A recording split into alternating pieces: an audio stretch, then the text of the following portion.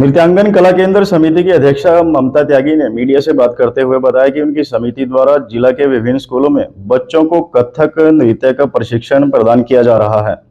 त्यागी ने कहा कि समिति का उद्देश्य भारतीय संस्कृति का प्रचार प्रसार करने के साथ साथ भावी पीढ़ी को संस्कार व संस्कृति रूपी शिक्षा प्रदान करना है।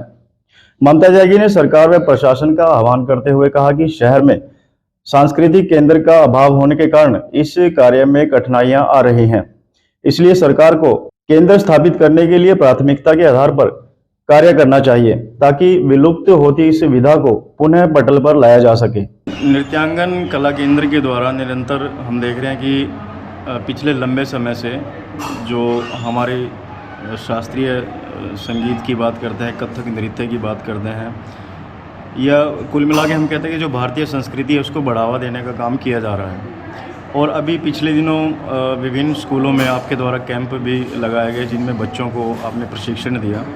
वर्तमान में इस समय क्या चल रहा है, केंद्र के द्वारा क्या गतिविधियाँ चल रही हैं? केंद्र का जो उद्देश्य है वो ये है कि हम लोग उन बच्चों तक पहुंच बनाएं जो बच्चे हम तक नहीं पहुंच सकते। जैसे हमारे गांव हैं, हमारे वो एरियाज़ हैं जहाँ बच्चे अप्रोच नहीं कर पाते हैं पैसे की वजह से या किसी और वजह से, क्योंकि पेरेंट्स अगर वर्किंग हैं, वो लोग काम कर रहे हैं कॉन्टीन्यूसली, तो वो नहीं, तो ऐसे एरियाज़ में ऐसे स्कूल्स में जाकर जहाँ बच्चे हमें अफोर्ड नहीं कर सकते या हम तक नहीं आ सकते, हम उनको जाके अपनी भारतीय संस्कृति, अपना जो हमारा कल्चर है उसको उन तक पहुँचाएँ। और कथक नृत्य को गुरुजन के आशीर्वाद से जो हमेशा आशीर्वाद देते हैं कि आप नृत्य का प्रचार प्रसार करिए, तो उसको सफलतापूर्वक आगे अपने देश के अंदर हम लाना चाहते हैं। जब मैंने सिखाना शुरू किया था, मैंने 2012 में सिखाना शुरू किया, उसके लगभग 3-4 साल बाद ही फील हुआ कि यमुनानगर, क्योंकि जब लोगों ने बोला हरियाणा के लोग तो अक्कड़ होते हैं, वो कैसे सीख सकते हैं क्लासिकल, पर मन में आया कि नहीं, जगह तो वहीं बनानी है जहाँ लोगों तक पहुंच नहीं है इसकी।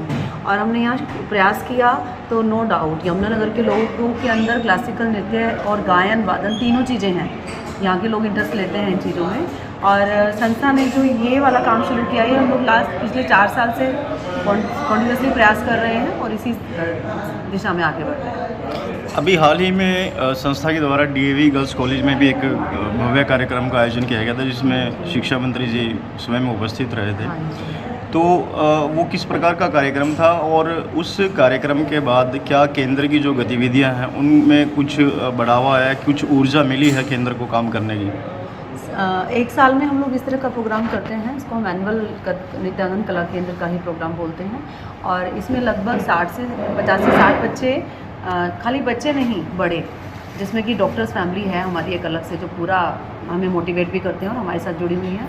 उसमें माननीय शिक्षा मंत्री जी कौरपाल गुर्जर जी ने अपना पूरा सहयोग दिया और जाते टाइम बच्चों के लिए 1 लाख रुपए की घोषणा भी करके गए कि आप इस चीज़ को आगे बढ़ाइए और सरकार से जिस चीज़ की भी उम्मीद हो आपको, हम उसमें आपकी पूरी हेल्प करेंगे।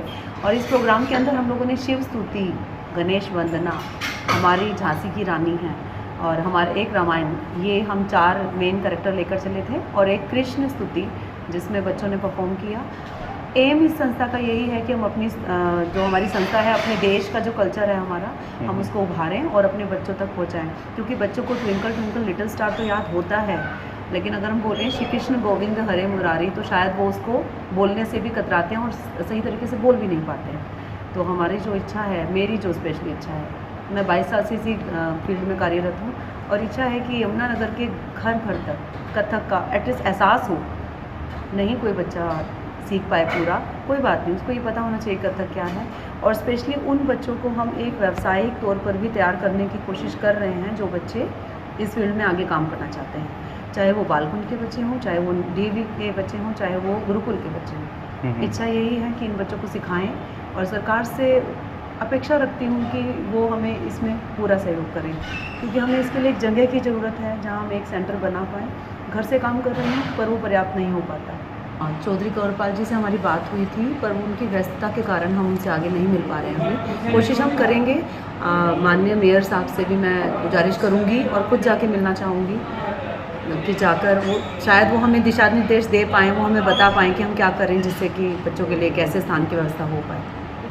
सबसे पहले गुड मॉर्निंग कहना छोड़िए, सुप्रभात बोलिए ना, अपने बच्चों को उठते ही बोलिए राम राम जी, क्यों नहीं। हाँ, जो हमारे पूर्वज बोलते थे, और वो एक स्वस्थ जीवन जीकर इस धरती से जाते हैं। हम पाश्चात्य संस्कृति के पीछे चलकर सुबह उठते ही चाय पीना, सुबह उठते ही बैठकर पेपर पढ़ना, इवन कहना नहीं चाहिए वॉशरूम तक में आप लोग पेपर लेकर जाते हैं। छोड़िए उस चीज़ को, हम लोग कागज़ को सर से लगाते थे, कागज़ को पाँव भी लग जाए तो भी हम माथे से लगाते थे। कहाँ लेकर जा रहे हैं आप अपनी संस्कृति को? वापस आइए और अपने बच्चों को वो सब दीजिए जो आपके पूर्वजों ने आपको दिया है। जैसे हमें जानकारी मिली है कि अभी गुरु पूर्णिमा के उपलक्ष्य में एक कार्यक्रम या बैठक का आयोजन भी किया जा रहा है, तो वो जो बैठक है, कार्यक्रम है, क्या है, इसके बारे में थोड़ा बताइए। बैठक हम लोग गायन, वादन, नृत्य तीनों में करते हैं। मैं यहाँ पर गायन और नृत्य की बैठक करने जा रही हूँ, वादन नहीं होगा उसमें। तो गायन के लिए हम लोगों ने श्री गीता राम जी, जो हिंदू गर्ल्स कॉलेज में म्यूज़िक डिपार्टमेंट के हेड हैं, उनको हम लोगों ने आमंत्रित किया हुआ है ताकि वो बच्चों को गायन के बारे में बताएं, गायन और नृत्य का क्या संबंध है आपस में, उसके बारे में थोड़ी सी नॉलेज दें। और जो हमारे सीनियर बच्चे हैं जो 8-10 साल से हमारे साथ जुड़े हुए हैं, वो इसमें एक छोटा सा परफॉर्मेंस देंगे। गुरु वंदना होगा, सरस्वती वंदना होगा, क्योंकि हमारे यहाँ गुरु को ब्रह्मा विष्णु महेश का स्थान दिया गया है, ताकि हम गुरु पूर्णिमा के उपलक्ष्य में हमने इसको इसीलिए किया क्योंकि बच्चों को बता पाएँ कि गुरु का स्थान कहाँ पर है। ना तो वो गुरु अवतरित हो रहे हैं, ना ही वो शिष्य। क्यों नहीं हम अपनी गुरु शिष्य परंपरा को वापस लाएं धरती पर।